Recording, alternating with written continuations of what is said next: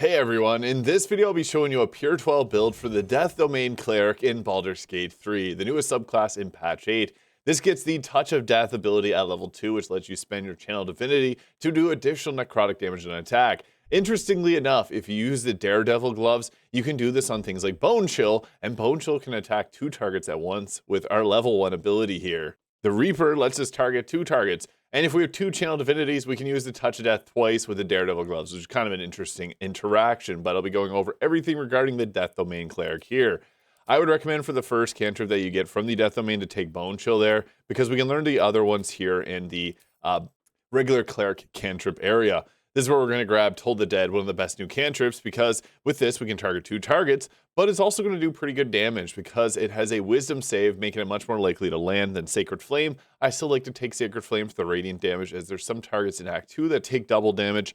Bursting Sinew is nice, but I like to always have guidance prepared, so I think these 3 worked best.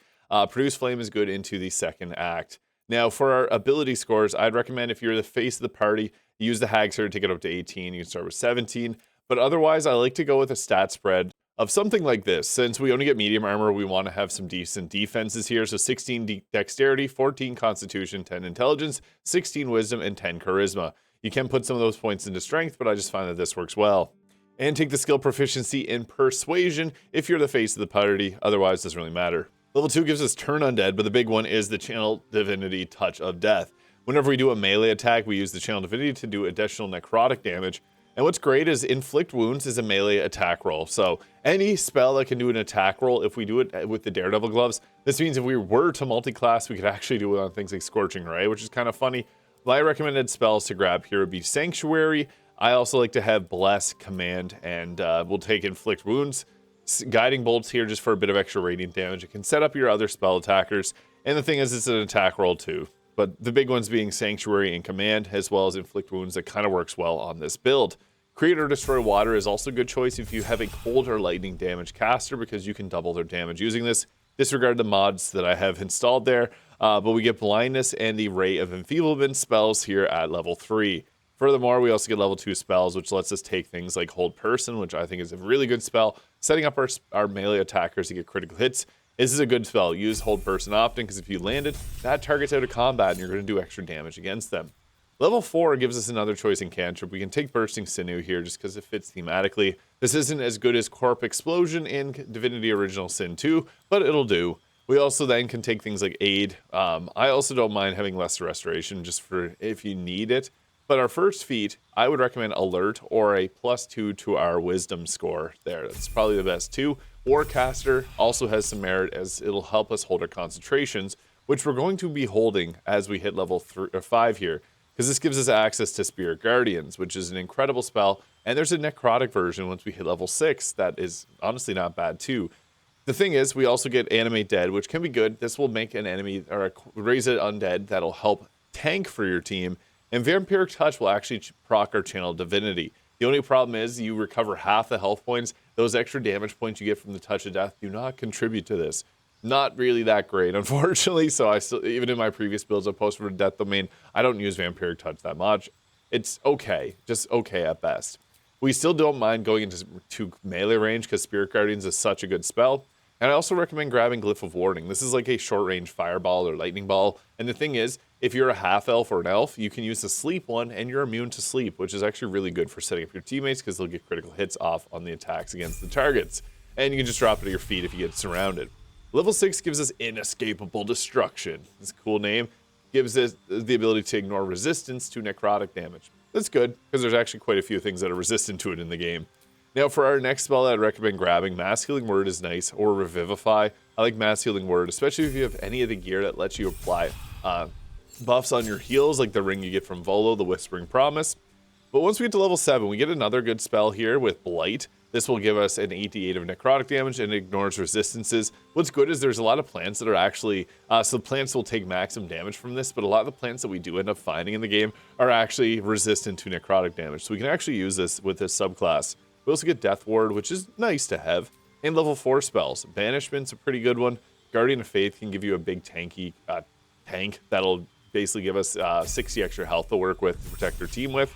Once we get to level 8, we get the Divine Strike Necrotic. And this is really interesting because we can use an offhand crossbow. If you're playing as a drow, you'll get the crossbow proficiency, but offhand crossbow lets you actually proc this ability, which is kind of nice. For our next feat at level 8, I'd recommend boosting our wisdom score up to 18, or if you've already done it, up to 20. Level 9 gives us the cloud kill spell, which is great if we're using undead. And you can also use Hero's Feast to make your entire team immune to cloud kill, which is cool, and contagion. We also get some fun spells here with like insect plague, which can be really useful for locking down an area with difficult terrain. It is a high cost of level 5 spell slots, same as Flame Strike, which are not ideal, but I mean, they work. You could also grab the Mass Cure Wounds if you want, and if you're wondering, this is the Succubus Spells version 2 by Freya. Once we get to level 10 here, we got our Divine Intervention, and we can take another cantrip, Resistance or Produce Flame being good choices. And then for our next prepared spell, Planar Binding can sometimes come in handy. It's actually a fun spell to use, not the best, but it's a fun one. Level 11, this is actually when we get our best spells, because we get Planar Ally. This is crazy because the Genie is super good. With the Thunderwave pushback, it's crazy. We also get Hero's Feast at this level, which is nice because basically whenever you pop this, you can have everyone hang out in Cloud Kill and not have to worry. It also gives your team more health. It's a really good one. 12 extra health points, Wisdom saves with advantage. What more can I say? Heal and Blade Barrier are fun, and Heal actually has a cool interaction with the Dark Urge, so I'd recommend you try that out. Level 12 for our final spell that we'll prepare. Heal is nice in a panic if you need it, or Blade Barrier, but I think Heal kind of gets the edge. And for our ability score improvement, I would recommend just going with Wisdom increase. Another fun one is Dual Wielder and using 2 staves. If you don't have someone using Marka Heshker, you have to have someone for the Chain Lightning. I'd recommend this character. Lucky for the luck points can also be pretty effective on this type of setup. I also like to go with something like the Warcaster to give advantage on saving throws to hold your concentrations, as that just means that we're going to be keeping our Spirit Guardians up longer. But you can get the Amulet of Greater Health to give you that same benefit, so I'm going to go with the increased Wisdom for better spellcasting.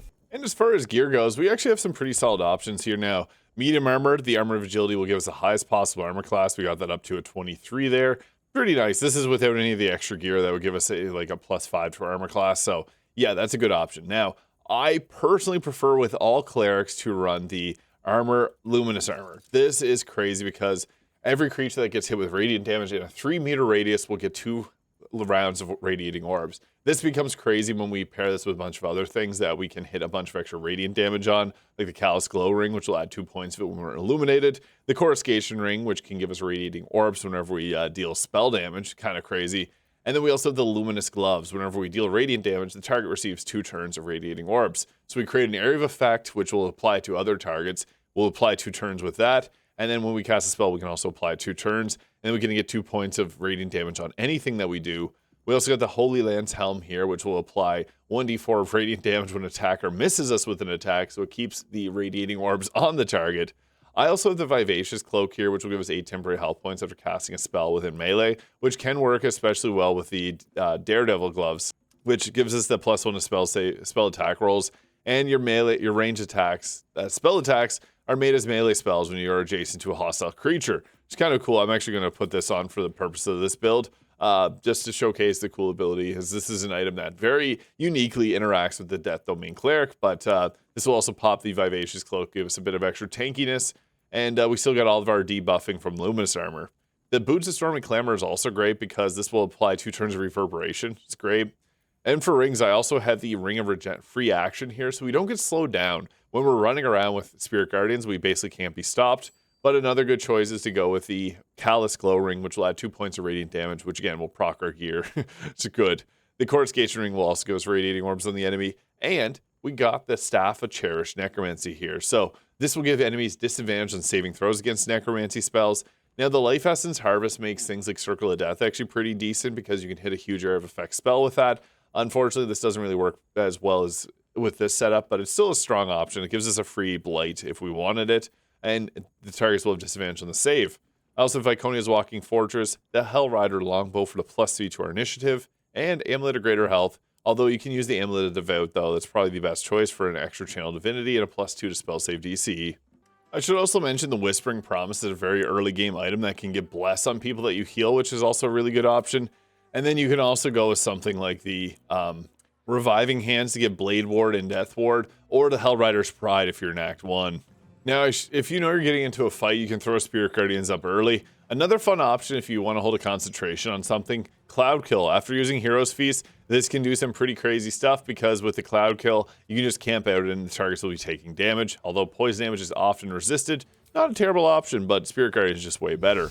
And we're going to go with the Radiant version because it's going to give us all the debuffs on the enemies to apply Radiant Orbs with. So we want to go with that because, yeah, it's also going to give us some stacks of reverberation on the enemy too.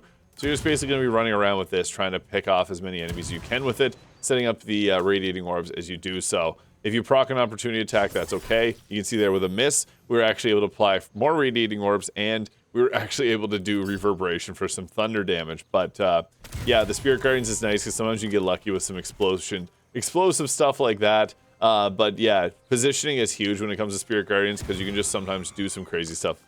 And with the Daredevil proximity, what's funny is then it gets us the ability to use bonechil at melee range. Unfortunately, it has to have two targets that are right beside each other to be able to do the double version of that. But you can see here, we can go ahead, we can get a crit off on that, and we can also use the touch of the death on top of it. If it wasn't going to take the target, it would have there. So that's how you can do bonechil on a touch of death combination. And having Sanctuary is also nice for the bonus action. If you need to shut down and protect someone, you can also do that. And the best thing is playing our ally here gives us the Genie, which is great because we can use this. Unfortunately, I can't shove anyone off of ledges here, but it still does a good amount of damage, 12 and 23 there. And then you got the shifting wind, so it actually has some pretty crazy mobility. It's got movement speed, and it can zip, zap, and zoom across the battlefield just like that. Into our second turn, we don't have to set up Spirit Guardians, so we got a lot more damage that we can do. We basically want to be running around applying Radiating Orbs as much as we can, because sometimes you can get lucky with that. But that target now is 10 turns of Radiating Orbs. Because of the area of effect that we get from our ability there. And what's funny is you want to sometimes proc those opportunity attacks because you can actually make the targets take damage from that.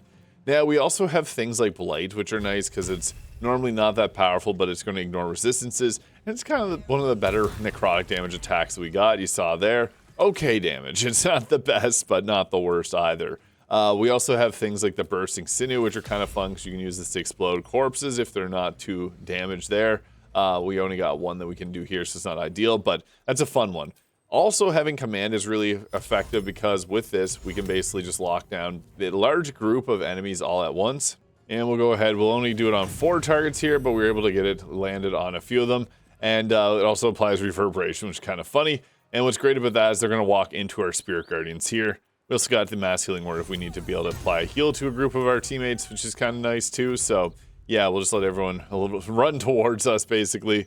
And our Genie might be able to get a knockout here. Unfortunately, hit Shadowheart, but she was stuck against the wall, so she got knocked, and he was able to take them out. And then you can see they're walking towards us, which procs the opportunity attacks. I like Command Approach, as you can see here. It does some pretty crazy stuff. 3 of them just exploded. Command Grovel might be able to get another. Oh, we got hit with the Grovel, unfortunately. The only downside is not having Counterspell means that our spells go down quickly. And since we don't have Spirit Guardians up now, I can show you that Cloud Kill is also kind of a funny one. It's got a large area of effect. You can see they have poison damage, and there's enough to also knock them prone, which is kind of funny from the reverberation. But since we have the Thoroughly Stuffed, we aren't going to be getting hit with that, and the target's just going to be knocked prone there. They're the last targets, so we can also then just go ahead with our Blight spell to likely finish them off here, but otherwise they would get hit with the Cloud Kill and take the poison damage. So yeah, very powerful combination. It's cool to be able to use that Daredevil proximity to get our channel Divinity Touch of Death off on targets. You can also do that with things like Vampiric Touch, but I prefer a double bonechil on 2 targets is actually pretty crazy damage. So let me know your thoughts in the comments. Hit the subscribe button below if you enjoyed, and I hope you guys all have a great day.